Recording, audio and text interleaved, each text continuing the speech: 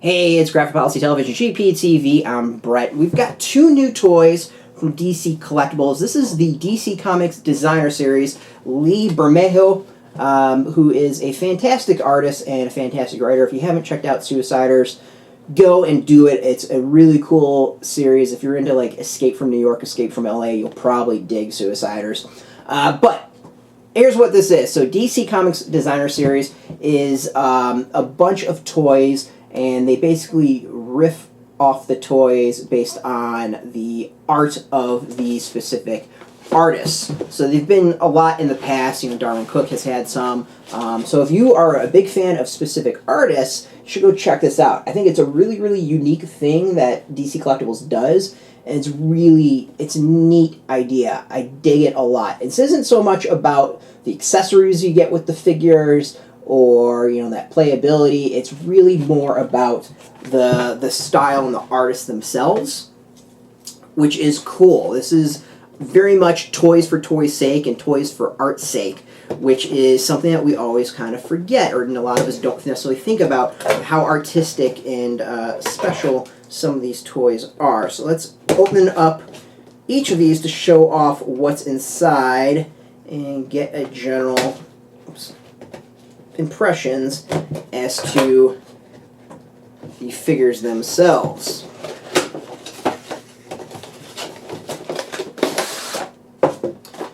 Now, the DC Collectibles figures and DC figures in general, I always love their packaging. They keep it really simple, but it's just effective and nice. And the thing that's great about it is that you can really easily get these figures back into their package afterwards. So in case you want to store them in their package, take them out, put them back in, it's really not that difficult to do, which is cool. Alright, let's start off with Superman. So this is the art on the back for the character and what Lee did.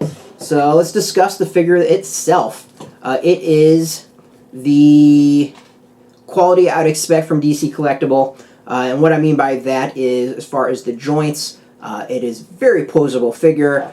The arms move all over the place. You know, as I said, these are figures as far as art, but that doesn't mean they're, you know, stiff and not very playable like a statue. These are action figures and meant to be action figures.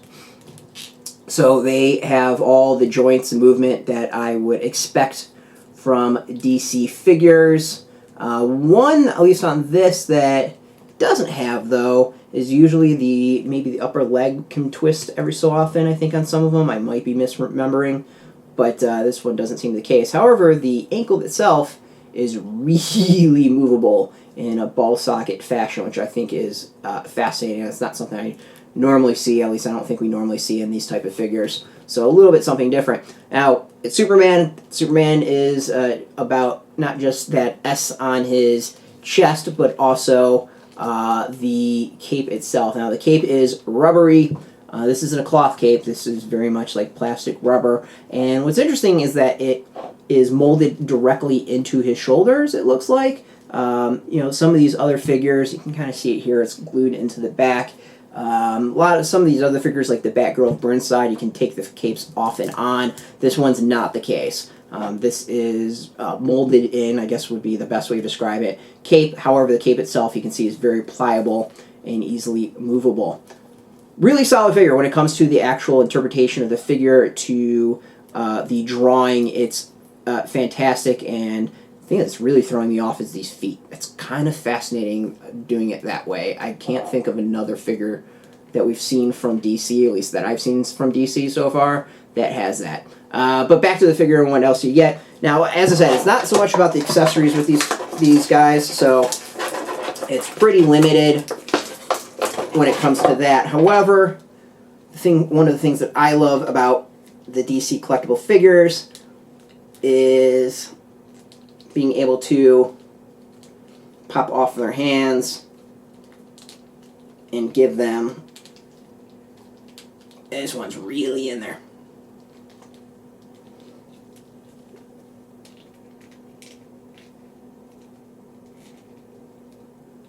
Oh, there we go. That was really, really in there. alright, is that you can go and swap out their hands with other ones.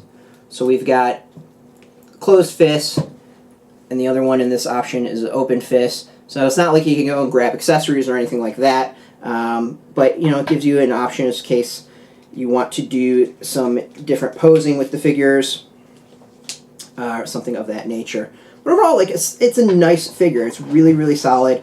You know, I like Bermejo's designs, and hopefully I'm pronouncing the name right. And if I'm not, I apologize. I think I did like one interview with him, and pretty sure I butchered his name back then. So at least I'm, you know, batting 1,000 when it comes to that.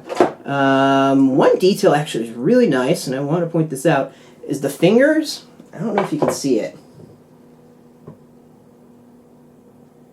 because it's really kind of hard to see. And we might have to go, we'll take some photos of this one and put it up on the site. The details are so impressive on the hand. You can add, there's actually fingernails, which is not anything I've ever noticed in some of these figures before. So that's really, really impressive, because that's an amount of detail I'm not expecting in figures like these. So overall, kind of kudos to that, and DC going into that much detail for these. So that's pretty impressive. Alright, let's go and look at Batman. We'll see how well Superman stands up, because right now he's not doing so well. Oh! I think that's an interesting design of the feet. I'm actually having trouble. This might be the first figure from DC Collectibles I'm having trouble standing up, and I think it's partially because of the feet design.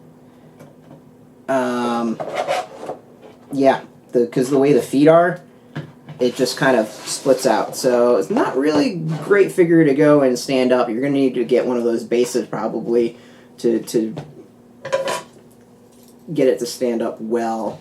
And that's one thing that these figures don't include that I kind of wish they did, is like the Batman and series figures have these fantastic bases that you can stand them up with. You know, that isn't present here, and clearly with Superman, it's needed, because that Superman is not standing up on his own. So, one least thing knock against them, but really this is all about the design. So let's look at Batman.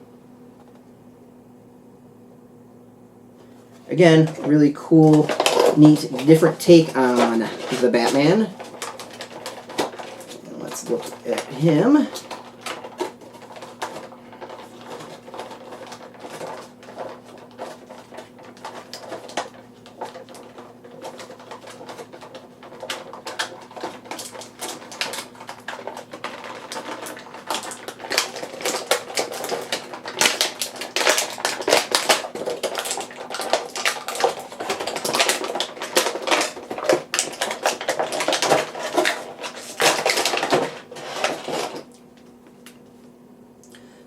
There's a little bit more girth to this figure, it feels like, than like a little more to it than there is Superman. First things first, I think a thing that's noticeable is the different design of the Batman mask. His eyes are showing, which isn't something you normally see with the character. It's usually like white or some sort of like something with the figure, but his eyes are pretty clear on that. Head, very posable, very movable, which is solid. Arms, even with the cape, which again, like that Superman figure, is plastic and molded into the figure, so it's not like something you're going to be able to remove. The detail, though, still, even on the back, is really, really nice. The thing that kind of stands out to me on both of these is the coloring, as far as the shading, is really good. Legs pivot well. There's actually at the calf, as opposed to... Well, no, the hip does it, too. The upper ankle doesn't do it, but the lower is again on that weird ball pivot. So we'll see if Batman can stand up, unlike Superman. And unlike Superman, this Batman also has a Batarang. So the big question will be is, yeah, the Batarang can fit in the hand. So let's go and see that, so you can go in. Check that out. Now the big test will be is whether or not this one can stand up, and it does. So it might be The one thing I noticed between the two figures is Superman's ankles are really, really loose compared to this Batman figures. So it might be this particular figure of Superman that just isn't super solid when it comes to standing up, the legs and ankles and all that. Compared to Batman, where Batman is, standing up on his own. Superman needs a little bit of help, it looks like. Let's see if we can get Superman to stand up on his own. Doesn't look like it. But he loves doing splits, apparently. Overall, they're solid figures. I think some of the DC Icon figures are a little bit better. They're a bit more playable than these. So that would be kind of my knock. But that's not kind of the point of these figures. Figures are really about taking the design of the artist and translating it into toys, which is pretty cool. And that when it comes to that, these figures nail that. So these aren't necessarily figures that you're going to go out and maybe play with the rest of your DC superhero figures out there. But if you want a different Batman design or Superman design, or you just collect figures of those characters, these are ones definitely to check out when they hit the shelves. So overall, not bad. I mean, Bermejo is, I think, a solid artist, as I said. Go check out various series that he's done. Suiciders is one I believe he's writing, and it's a really cool series. Art, I can't think off the top of my head, but it's usually a name when I see it is a good one. But overall, as I said, nice figures, well done, great translation of design to the toy themselves. Superman's got a little issues when it comes to standing up. Apparently, his ankles don't really want to cooperate, and there's kind of a lack of accessories. But overall, interesting, cool designs, and that's kind of the point of the line. So, if you want more news from DC Comics and DC Universe out there, you can go check us out every single day at graphicpolicy.com. If you're interested in these figures, we'll have links underneath this video. It's going to be affiliate links, so we do get a small percentage of that. Again, thank you DC Collectibles for the hookup for the figures. Really interesting ones this time. And you can catch us every single day at graphicpolicy.com, on Twitter, Facebook, YouTube, all at Graphic Policy, keeping it nice and consistent. So until next time, thanks for watching, and keep it geeky.